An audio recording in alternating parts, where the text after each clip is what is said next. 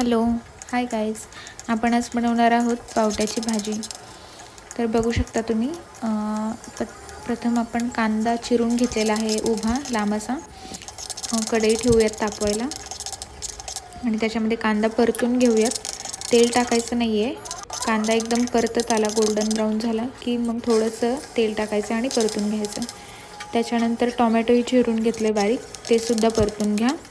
आणि थोडंसं आलं घ्या आणि लसणाच्या पाकळ्या घ्या आणि ते सुद्धा परतून घ्या. थोडंसं तेल टाका.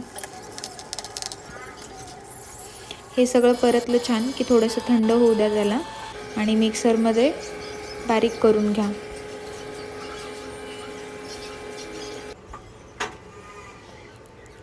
एकदम पातळ असं बारीक वाटण करायचं आपल्याला त्याचं. तर वाटण बनवून घ्या मिक्सरमध्ये.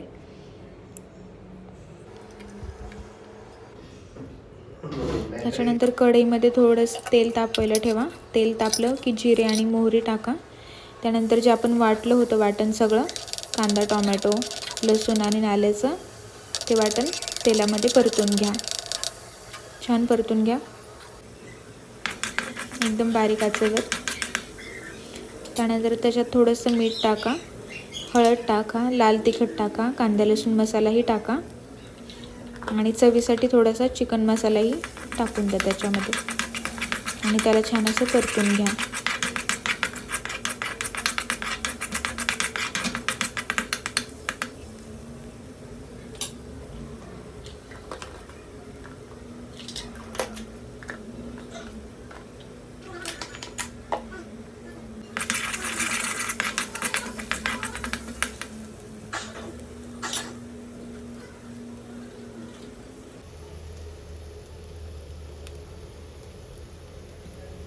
वाटण परतलं की त्याच्यामध्ये आपले जे पावट्याचे दाणे आपण सोलून घेतले होते ते टाकून द्या वाटणात.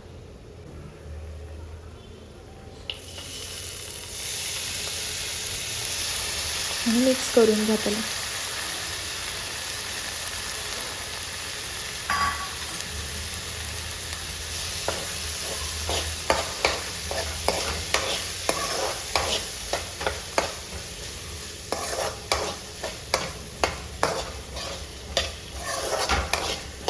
परतून घ्या छान.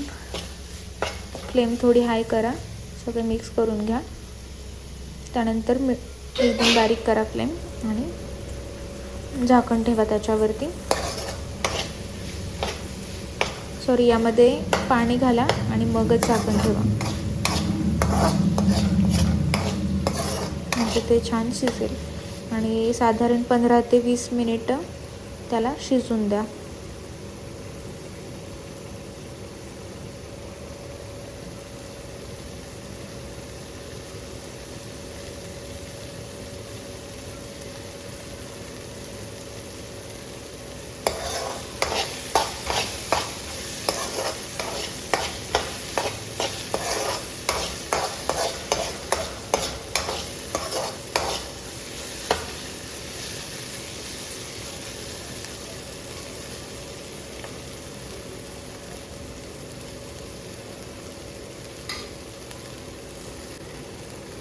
वाटण आपण ज्यात बनवलं होतं त्याच्यामध्ये पाणी घ्या, म्हणजे तो वाटणाचा सारही त्याच्यात येईल. आणि ते पाणी टाकून द्या पावट्यामध्ये.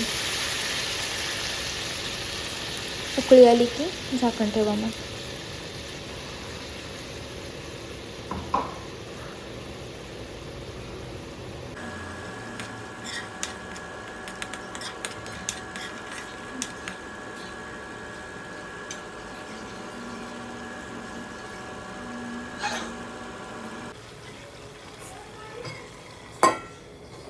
अशा पद्धतीने आपला पावटा तयार होईल. छान लपतपा असा तयार होतो.